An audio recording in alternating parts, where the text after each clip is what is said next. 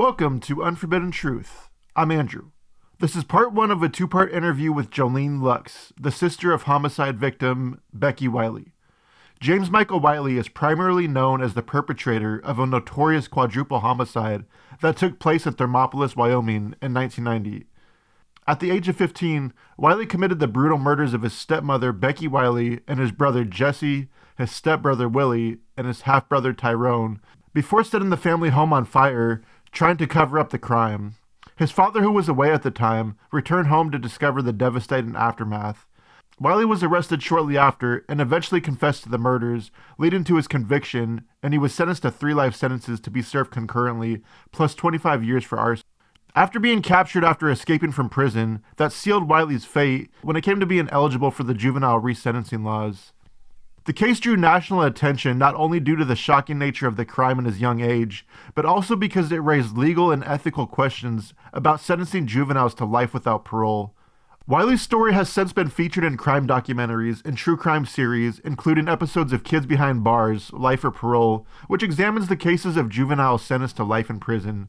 These portrayals further fuel ongoing debates about rehabilitation versus retribution in the justice system, particularly for offenders who commit serious crimes while still underage. Wiley remains incarcerated, serving his life sentence at Wyoming State Penitentiary.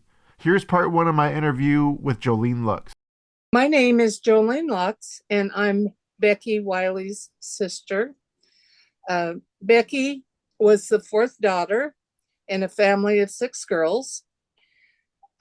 Even though she was the third, even though I was the third daughter, Beckie was perceived as the 3rd daughter because she was taller than I was, and she was more assertive and had a stronger personality. I was kind of the shy, didn't say much sister. And us 4 older sisters. The next sister down from me, less than Beckie, was 6 years younger. So it was us 4 older ones at first, and then the 2 younger ones came along 6 years and 9 years after me. So Beckie, for a while, was the youngest, and she was able to get attention because she was so demonstrative in her, the way she laughed, the way she joked, the way she got along with people. She, because she was so assertive in her life, knew what she wanted, her opportunities in life led her to places that I never ever dreamed of, like a nursing career.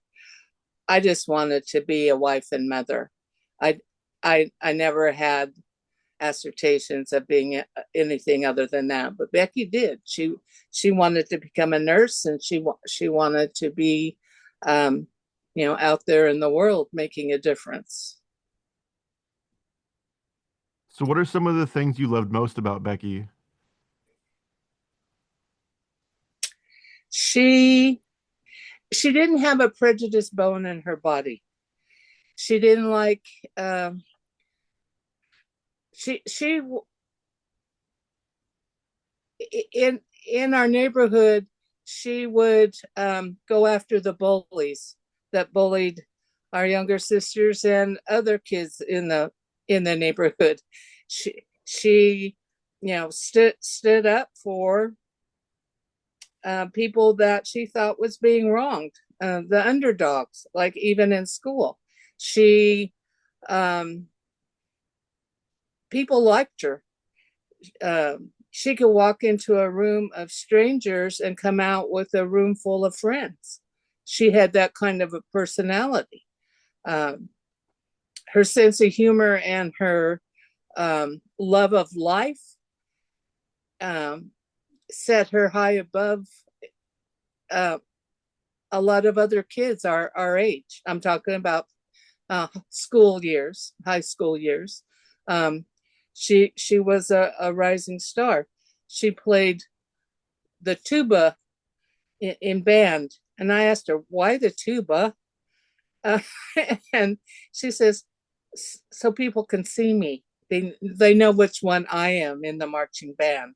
I mean, she liked the attention, and and she was good at what she did. So yeah, she learned to play the guitar by herself, and sang. Um, I remember her singing Joni Mitchell's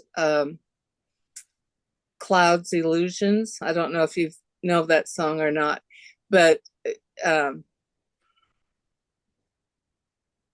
it after her death, I played that song over and over again, and I could hear Beckie's voice singing it, just because Beckie had that kind of personality and voice. Hmm. So, So what was your and Becky's relationship like with one another growing up? well, because there was six of us, uh, we were paired off in age groups. So the two older sisters shared a room. Beckie and I shared a room, and the two younger girls shared a room. So Beckie and I had the same room, and because we were so close in age, uh, we did more than share a room. We shared toys, we shared clothes, and I think more importantly, we shared sister secrets. We didn't tell anybody else our sister secrets, our our crushes, and uh, just things that sisters only tell each other. So we had a close relationship growing up. Can you share a special memory of a time that you and your sister shared that'll always make you smile? I thought about this because there was so many. The one that always makes me smile is one summer we were at our grandparents' place in a little town in Wyoming called Story. And it was about a half-mile walk or so, maybe a little bit more, to the post office. And grandmother asked Beckie and I, we were young teens, 13, 14, 15 in that area, um, to walk to the post office and pick up their mail because she hadn't been down for a few days. So she gave us a paper sack to put the mail in, and so off we go, um, walking to the post office. Somewhere along that route, Beckie dared me to put that paper bag over my head and walk um, the rest of the way to the post office. Well, I think there was a bribe involved, but I can't remember what the bribe was. But so I fashioned holes in the sack so I could see out of it, so I didn't trip. And because that wasn't a cement walk, it was a pathway along the highway, and so I cut holes in it and put it over my head, and was walking, and I wasn't embarrassed, but Beckie got embarrassed because people were honking at us, and they could see who she was, but they couldn't see who I was. And so Beckie begged me to take that sack off of my head, and I wouldn't do it. And so she started throwing pine cones at me and chasing me down the highway. And that made people honk at, honk at us more. So, um, and I kept it on all the way to the post office because I think there was a payout involved that I had to keep it on no matter what. And so when we got back to the grandparents' house and we gave grandma the sack full of mail, she kind of looked at it and saw the holes in it, but she never asked why. But I think they found out later, she and my parents found out later that, that we were walking down the road uh, with a sack over my head. that So how did Beckie impact the lives of others around her? Are you talking about uh, when we were younger or when she was out of high school? Just any time in life, really, whether she was younger or older. Beckie was a positive person, and she didn't tolerate people talking about other people in a negative way. And she, no matter what someone, it might be the worst person on the planet, but she wouldn't tolerate you saying something negative. She would always find at least one thing positive about that person. She tried to keep it, out of the negative. And this especially rang through when she went to work at the Wyoming State Training School in Lander. That was a state facility that that's no longer open now, only for a smaller population of people. But it was for mentally and physically handicapped people, older adults rather than children. And Beckie worked there, and she loved those people, and they loved her. She had a special connection with them that I never understood. I mean, I couldn't imagine, but she had that kind of a heart that she loved working there, and she loved those people. She aspired to be a nurse, and later on in life, in her early 30s, she started going to nursing school in Riverton when they lived in Thermopolis. So um, Beckie had a nursing heart. She, and if you know any nurses personally, you know that they're special people. They have a special kind of insight and empathy that the rest of us don't have. So What are some things that you wish people knew about your sister? probably one of the main things is that Beckie became a born again Christian, and so started living her life um, by the teachings of the Bible.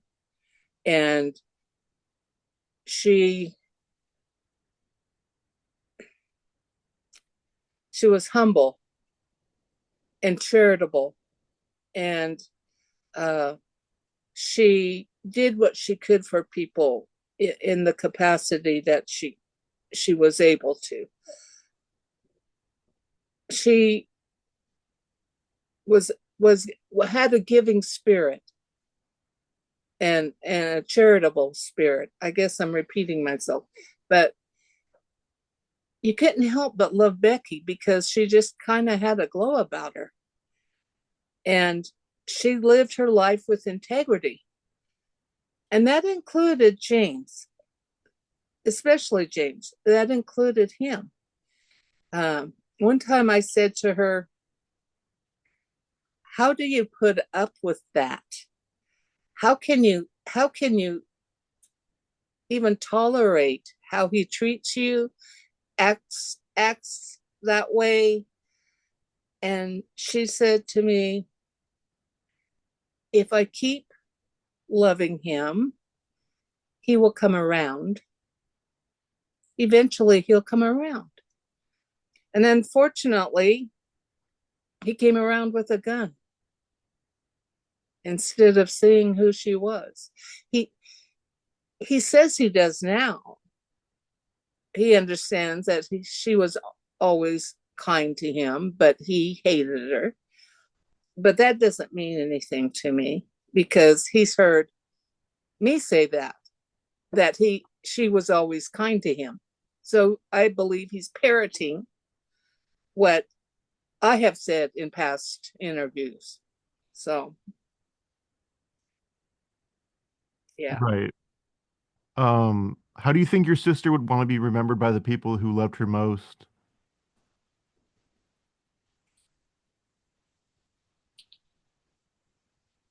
I think she'd want to be remembered as someone that lived her life with integrity and with a, a Christian spirit, humbleness, and love, and not hate, uh, not any animosity. I think she would have forgiven James. Uh, so I think she should be remembered that way. And I think people that knew her would know that she was loving and kind and caring. And there's no room in that world for anger or hate. So, tell me about the case that took place, which involved your sister and your three nephews, in which, as you mentioned, James Wiley was the perpetrator of these crimes. So you want to know what happened? Yeah, as comfortable as you are talking about it. Um,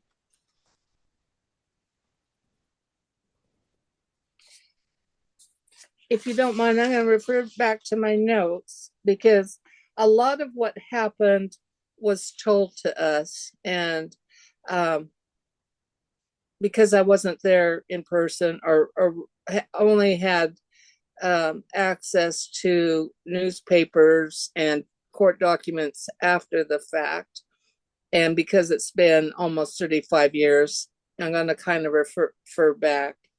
But um, I had moved to Utah in 1988 to take a position um, with a Christian organization, and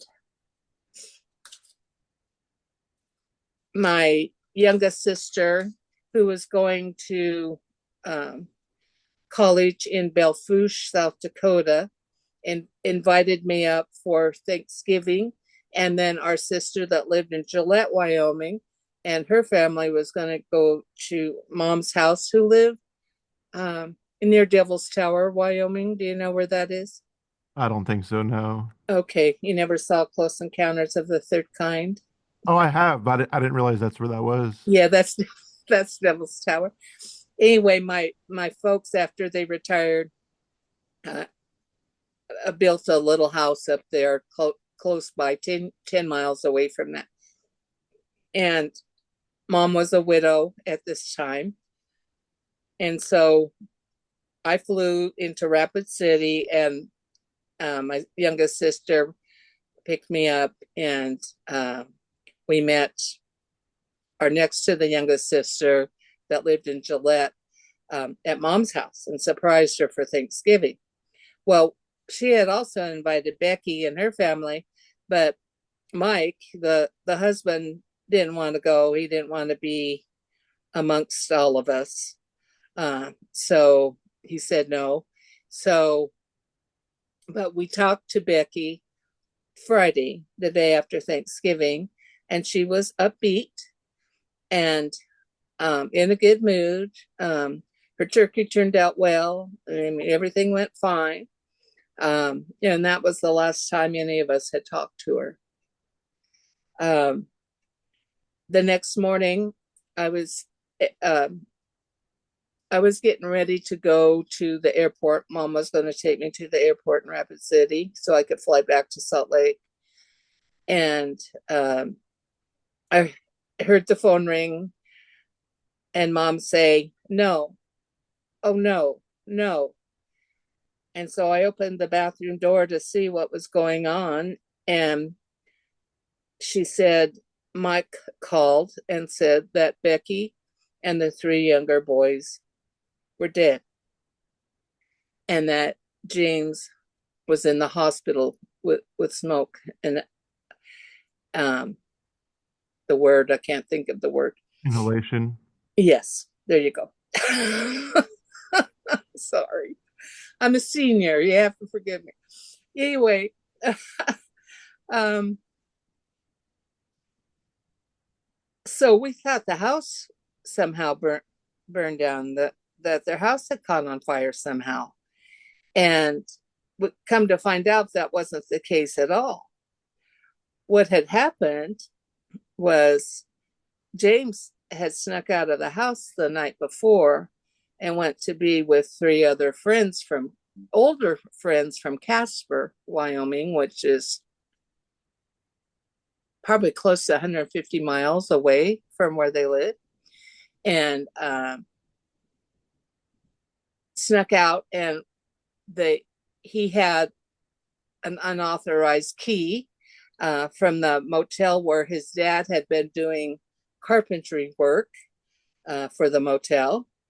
And so they got into a room, and then they went over to the swimming pool where James was the lifeguard, and broke into the concession stand and stole the bank bag money and the bank bag and candy, swam in the pool, and then went back to the motel and spent the night. The next morning, they took him to wrestling practice because he was a freshman in high school, and he was going to be on the wrestling team. He hadn't wrestled in a match yet because that started in January. So his story about having a full scholarship to the University of Wyoming is a big lie, because he never wrestled in a match. So they wouldn't have offered him any kind of scholarship in a freshman year. I mean, duh. That's just common sense to figure that out. But I digress, sorry. So after wrestling practice, he was dropped off on the state highway at the lane where you go up the lane to their house. On the corner of that lane was a little house where the sheriff's father lived. He was a retired man, and he lived on the corner, and he was retired, and so he watched the comings and goings of neighbors. I mean, that's just what he did for a hobby. And so on the way up the lane, there was a cottonwood tree where James threw the money bag from the bank. It was empty, but he threw it under the tree, and went into the house. Beckie was in the dining room studying at the table, and the three other boys were in the living room watching cartoons on TV. And Beckie said something to him. Don't know exactly what it was, but whatever it was that made him mad. And the prosecutor thought it was something like, "We know that you snuck out last night," or, we knew that you weren't in your room last night, something like that. So he went into his room, which was right off the living room across from the kitchen, and took down his shotgun and loaded it, and walked into the kitchen, and kitchen was open to the dining room, and Beckie was sitting at the table studying, facing towards him at this time, and she saw the gun and stood up, and he shot her in the face, which caused the boys to start screaming and upset, seeing their mom shot, and then also hearing that gun in a house like that. So he went into the living room and shot Jessie, who was, I think, coming towards him, but I don't know for sure, but I think Jessie was going to protect. Jessie was a protector, his brother. And he shot Jessie in the face. Which also the gunshot splatter hit Tyrone and also killed Tyrone, the 5-year-old. So they were all shot in the face. Willy, Beckie's son from a former marriage, who was 9, ran out the front door and started down the lane. Well, James went into his room, reloaded his gun, ran after Willy, and drug him back into the house. He testified, Willy begged for his life, but I couldn't give it to him. And he put the gun to his face. I don't know if it was in his mouth or to his face. We were told it was in his mouth, but it doesn't really matter because the end result is the same. His intent is the same, and shot Willy. I think it was in his mouth because of the brain evidence, the forensic evidence. But I don't know that for sure because I didn't read all of those documents. They were just too horrific for my brain to absorb at that time. Like I said, it doesn't matter because the end result was the same. Then James decided he needed to burn the house down so that there wasn't any evidence of the murder. So he tried to start a fire in the living room where the bodies were, the three boys, and it wouldn't start. So he went to the back of the house where the bedrooms, his dad and Beckie's bedroom and the boys' bedroom was, and put a pile of clothes on the floor, and with an aerosol can and a lighter started the pile of clothes on fire. He went and he got Beckie's keys out for her Suburban out of her purse and took her Suburban and was zooming down the lane, and instead of stopping at the sheriff's father's house and say call the fire department, he turned left and was going towards Whirling and down to his friend's house or girlfriend, some friend's house that lived 3 or 4 miles away. The sheriff's father saw him go by, knew he was 15, didn't have a driver's license. You know, this is like a Mrs. Kravitz. You probably don't know who that is either from Bewitched. I'm too old for you. My references anyway. He knew, and then he looked up the lane and saw their house on fire. So he called the fire department. The fire department was there at the house when James got back. He had gone, called the fire department, and then came back to the house. And the fire department was there, and they were investigating. And he faked smoke inhalation. So he got into the ambulance, and they took him to the hospital. So I don't know how much further after that you want me to go. Anyway, they took the bodies out, saw that they were shot in the face, all of them were shot in their faces. And of course the criminal investigation started from there. Okay.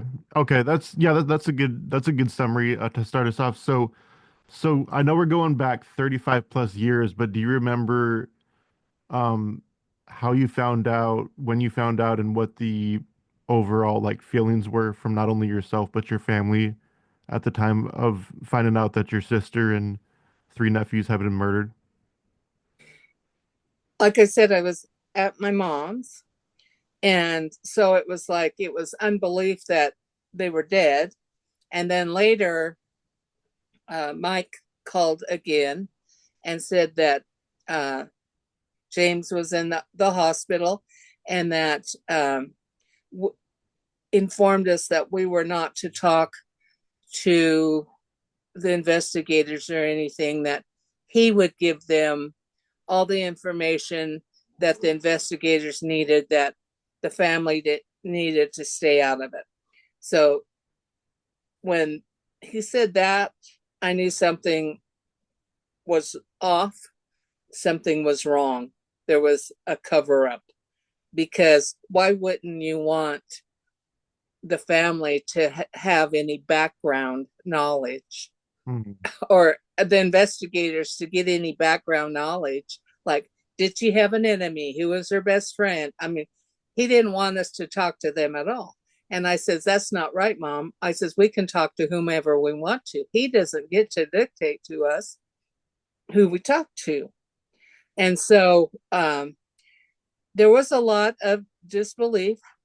How did this happen to our family? Why did it happen to our family? This is something that only happens in horror movies or TV shows, or, not us.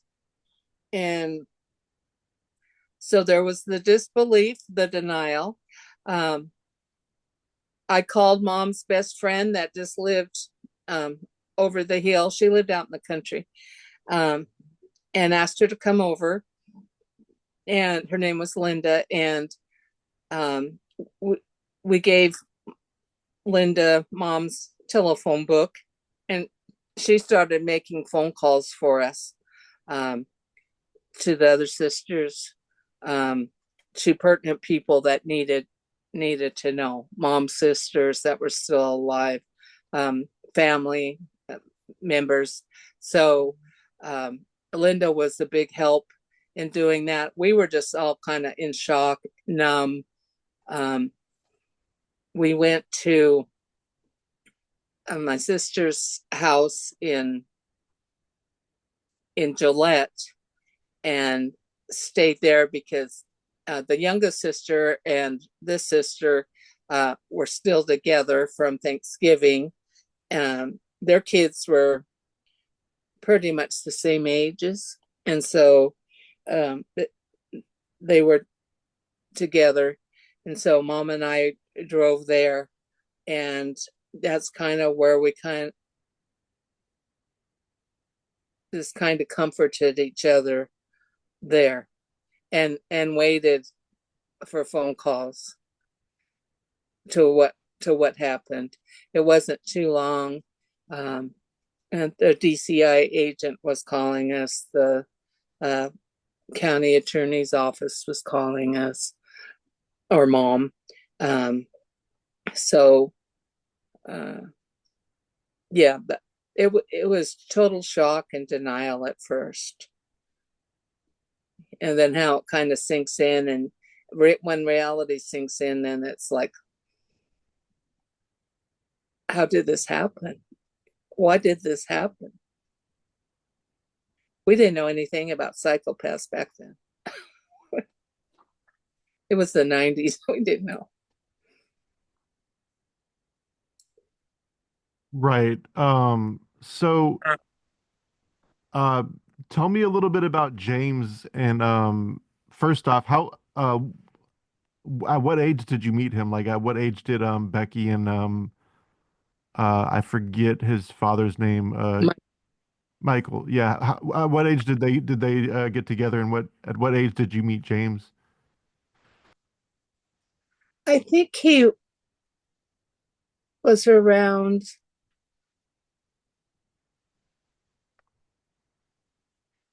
I think he was around 7 or 8, maybe 9. Um, at that time, they lived.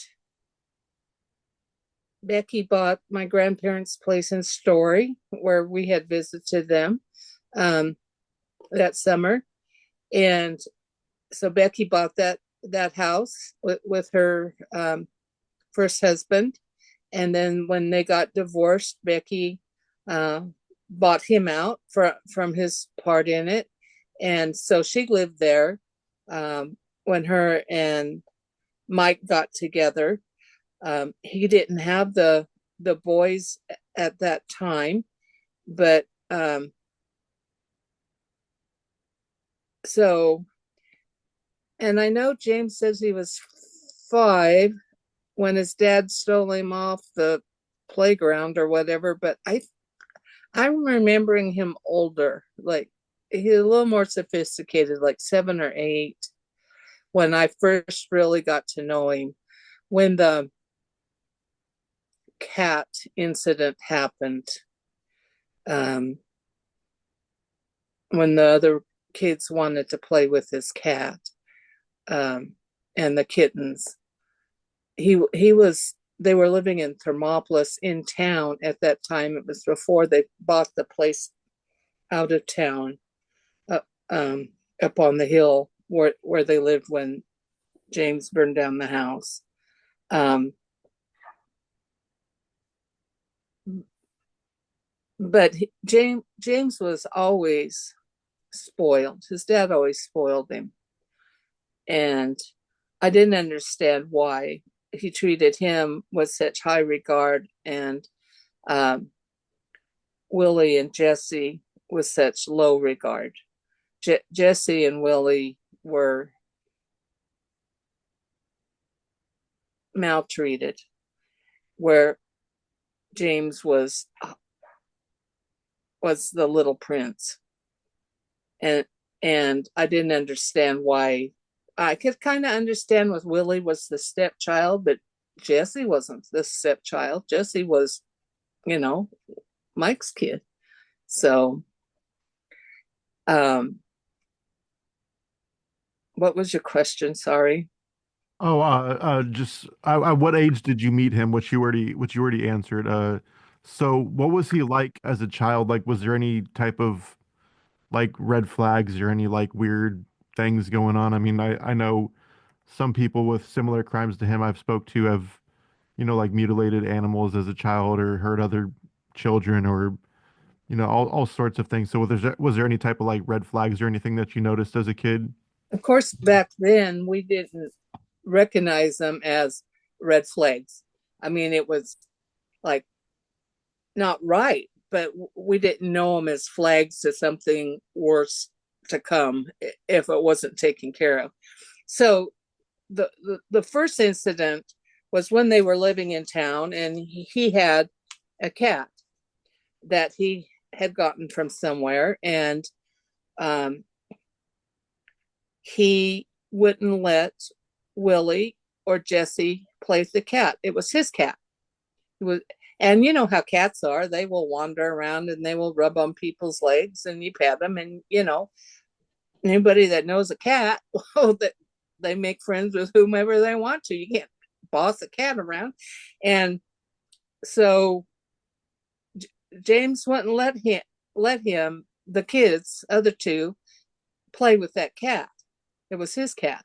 And then later, when the cat had kittens, um, they could look at the kittens when they were first born, but they couldn't touch them. They couldn't have anything to do with them. But when they got older and they were little kittens roaming around, they would pick them up and pet them and play with them, and he didn't want him playing with them and petting them and playing with them. He those are his kittens. And Beckie heard him say that, and she says, "No, you can. Those kittens are okay. They can. The boys can play with those kittens. It's okay."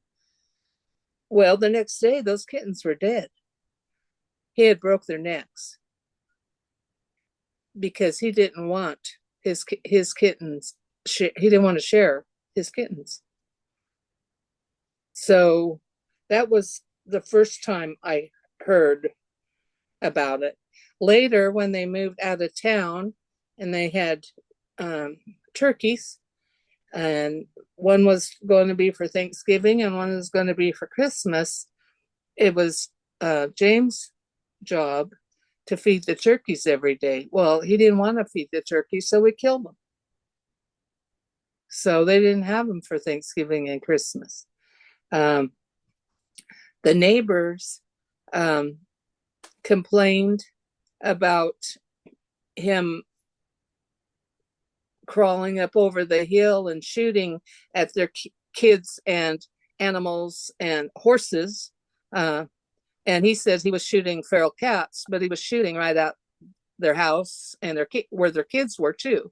So he wasn't shooting feral cats. He was shooting to be shooting. So, and he also started fires out where the turkeys were. He the next day, after the turkeys were disposed of, he burnt down the chicken coop where the turkeys were. So there wasn't any chance of ever having chickens or turkeys again. I mean, so he played with fire, um, or used fire for destruction. So yeah, there were flags, but at that time we didn't know what kind of flags they were. We know them now after all these years, but they weren't recognized back in 1990 as psychopathic flags. So, Right, right. Yeah, I'm sure it was just a little strange back then, but looking back now, I'm sure it was much more serious than you guys thought it was probably at the time, huh? uh huh. That was part one of my interview with Jolene Lux. Thank you for listening.